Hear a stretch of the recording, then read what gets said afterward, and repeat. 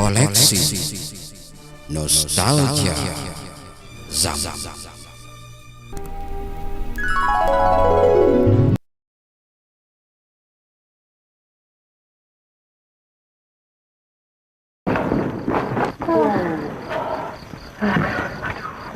Pergi dah. Idea Gunul. Katalah nak berniaga. Ini macam nak pergi merompak dengan buat goni dengan pakai topeng pula begini. Hei, kalau nak berniaga betul-betul memang susah nak dapat duit. Berniaga paksa macam ini memang senang. Kalau paksa pun carilah rumah yang betul-betul. Yang kau percaya rumah polis tu buat apa? Betul lah dia kata ni berniaga almarhum.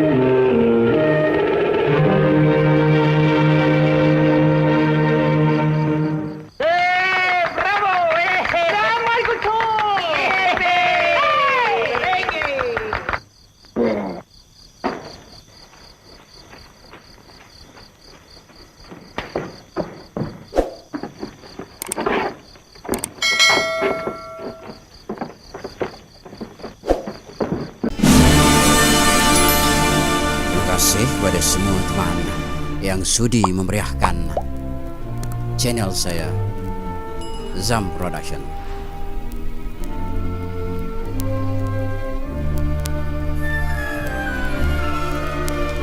Jangan lupa untuk komen, like, share dan subscribe Zam Production channel. Jumpa lagi. Bye bye.